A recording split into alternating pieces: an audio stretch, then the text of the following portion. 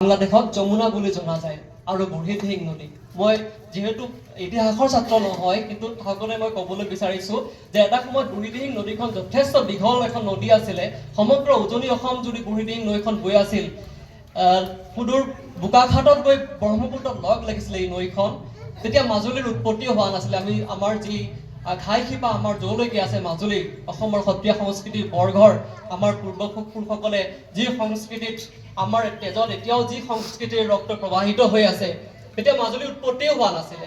কাৰণ তুমি যদি বুৰঞ্জী পঢ়া, ইষ্ট ইণ্ডিয়া কোম্পানীৰ এজন শল্য চিকিৎসক আছিল, তেওঁৰ এন একাউণ্ট অফ আছামত তেওঁ লিখিছে যে এটা সময়ত চুকাফাই যেতিয়া আহিছিলে, তেওঁ বুঢ়ীদিহিঙেদি ভটিয়াই হাবুং পাই পুনৰ দিশেদি উজাই আহিছিলে। তেতিয়া তাৰমানে বুঢ়ীদিহিংখন তেতিয়া ইমান ডাঙৰ আছিলে। কালক্ৰমত বুঢ়ীদিহিংখন ছুটি হৈছে আৰু বুঢ়ীদিহিঙে যিটো এৰিছিলে সেই সুঁতিটো ব্ৰহ্মপুত্ৰই নিজৰ গতিপথ কৰি এতিয়াৰ যি মাজালী, আগতে মাজালী বুলি কৈছিলে, সেই মাজুলীৰ উৎপত্তি হৈছে। গতিকে আমাৰ লগত নদীৰ এটা সম্পৰ্ক আছে আৰু আমি দেখা পাইছোঁ আমাৰ 100 বছৰীয়া ইতিহাস এই কিতাপখনে ধৰি ৰাখিবলৈ চেষ্টা কৰিছে। আপোনালোকে যদি পঢ়ে, মই কিতাপখনৰ বিষয়ে সম্পূৰ্ণ ক'বলৈ বিচৰা নাই, কাৰণ কৈ দিলে তোমালোকৰ এই কিতাপখনৰ প্ৰতি যি আগ্ৰহ, উৎসুক বা যি ইচ্ছা সেয়া কমি যাব পাৰে, হ্ৰাস পাব পাৰে। এই কিতাপখনতো এই এটা 100 বছৰীয়া মোৰ ইচ্ছা, ভাবিছোঁ যে 100 বছৰীয়া ইতিহাসটো ধৰি ৰাখিবলৈ চেষ্টা কৰিব। প্ৰাপ্তিৰ যি ইতিহাস, সেই ইতিহাস ধৰি ৰাখিবলৈ চেষ্টা কৰিব। কাৰণ সেই ইতিহাসটো চালে আমি দেখা পাওঁ যে নদীৰ গতিয়ে আমাৰ গতি। ব্ৰহ্মপুত্ৰৰ আমাৰ নামনিখন গৰাখহনীয়া, আমি ইয়ালৈ আহিলোঁ। ভাবকচোন সেইখিনি সময়ত বুঢ়ীদিহিঙৰ দুই পাৰ কেনেকুৱা আছিল। অটব্য অৰণ্য, বন্য জীৱ জন্তুৰ উৎপাত, বিভিন্ন প্ৰত্যাহ্বান, শোচনীয় ৰাস্তা, জঘন্য বতৰ, এইবিলাকক নেওচি আমাৰ পূৰ্বপুৰুষে বুঢ়ীদিহিঙৰ দুই পাৰত শস্যে মস্যে জাতিষ্কাৰ কৰি এখন সংস্কৃতিৰ সঁফুৰা সাজিলে। আৰু সেইকাৰণে আমি তেওঁলোকৰ ওচৰত চিৰকৃতজ্ঞ। আৰু আজি 100 বছৰ হৈছে, আমি কিমান পালো কিমান নেপালো সেয়া হিচাপ কৰাৰো এটা সময়। যদিও কবিয়ে কৈছে যে প্ৰাপ্তিয়ে জীৱনৰ শেষ কথা নহয়, এনেকুৱা নহয় যে আমি সকলো বস্তু জীৱনত পাবই লাগে। তাৰ মাজত পোৱা নোপোৱাও আছে। প্ৰাপ্তিয়ে জীৱনৰ শেষ কথা নহয়, যি শোকৰ ৰ'দত পুৰা নাই, জুৰুলি জুপুৰি হোৱা নাই বৰষুণত, যি শংকিত হোৱা নাই, ভাগ্যৰ সৈতে যুঁজি একেবাৰে এখন্তে ক্লান্ত হোৱা নাই, ভাল পোৱাই যাক ব্যাকুল কৰা নাই, অপেক্ষাই যাক উদ্বাউল কৰা নাই, যাৰ বাবে নদীবোৰ কেৱল নদী, শিলবোৰ কেৱল শিল, যাৰ বাবে পৃথিৱী মাটিৰ ভূগোল, যিজনে মানুহৰ শোভাযাত্ৰাত চামিল হোৱা নাই, তেওঁৰ বাবে সুখো এক প্ৰকাৰৰ দুখ। আমি 100 বছৰ কি পালো নিশ্চয় আলোচনা কৰাৰ স্থল আছে। আমি আজি আলোচনা নকৰোঁ, পবিত্ৰ সময় অপব্যয় নকৰোঁ। আমি 100 বছৰ থাওকতে মই ক'ব বিচাৰিছোঁ, 100 বছৰত আমি 3খন প্ৰাথমিক বিদ্যালয়, 2খন মধ্য ইংৰাজী বিদ্যালয় পাইছোঁ।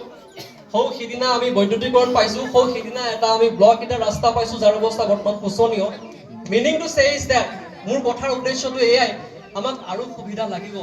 আজি বিশ্বায়নৰ যুগ, আজি আপোনালোকে জানে যে AI যুগ, কৃত্ৰিম বুদ্ধিমত্তাৰ যুগ। তোমালোকে সকলোৱে ইউটিউব জানা, মোবাইল জানা, ChatGPT শুনিছা।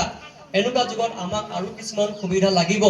আৰু আমি 100 বছৰ ধৰি আমি এনেকৈ এখন চালিৰ তলত আছোঁ। কেতিয়াবা আমাক দুই এজনে কটাক্ষ কৰে, স্বাভাৱিকতে নাজানি, যে ভোগামৰত ইমান নামঘৰ। তেতিয়া মই কওঁ যে আমি মানসিকভাৱে এটা নামঘৰৰে অন্তৰ্গত। আৰু সেইকাৰণে আমাৰ নামঘৰত যেতিয়া ভোগামূৰ তিনিআলি সনাতন নামঘৰত যেতিয়া এভাগী ভাওনা হয়, জ্ঞানদীপে গৈ গান গায়, গায়ন বায়ন কৰে, চন্দন দাই পৰিচালনা কৰে, আমাৰ জিন্টুৱে গান গায়। আৰু ইয়াত আমাৰ বিনা নিমন্ত্ৰণে আমি আহোঁ। আমি সকলো একেখন চালিৰ তলতে আছোঁ। আমাৰ এই ঐক্য, আমাৰ এই একতা আৰু সামূহিক চেতনাই আমাৰ শক্তি। মই ভাবোঁ আমি যিখিনি প্ৰাপ্য সেয়া আমাৰ অনুৰোধ নহয়, আমাৰ যিখিনি প্ৰাপ্য সেয়া আমাৰ ৰাজনৈতিক সামাজিক অধিকাৰ। আমি সদায় একেলগে এনেকৈ থাকিলে মই ভাবোঁ নিশ্চয় আমি সেই অধিকাৰ আমি আজৰি আনিবলৈ সক্ষম হ'ম। আৰু শেষত মাত্ৰ এটা কথা, যে নামঘৰবিলাকলৈ যদি আমি চাওঁ, মোৰ নিজৰ এটা ব্যক্তিগত অনুভৱ, মই এটা সৰু চমুকৈ এটা লেখাও লিখিছোঁ যে নৱপ্ৰজন্ম আৰু নামঘৰ। মোৰ ব্যক্তিগত অনুভৱ যে আমি নামঘৰত সময় আহি পৰিছে, প্ৰয়োজন হৈছে নেকি আমাৰ নৱপ্ৰজন্মক আৰু সক্ৰিয়ভাৱে সংযুক্ত কৰাৰ।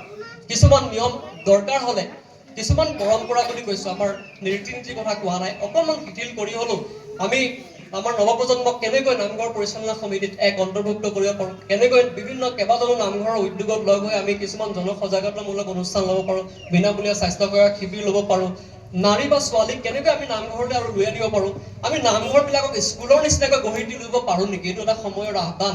আমি গীৰ্জাঘৰবিলাক আমি যেনেকৈ দেখিছোঁ, এইটো মোৰ ইনক্লুচিভ বুলি যাক কয়, বহুত বেছি অন্তৰ্ভুক্তি হ'ব। আৰু তেনে কৰিলে মই ভাবোঁ আমি নিশ্চয় প্ৰগতিৰ সোপানত দুপে আগবাঢ়ি যাম।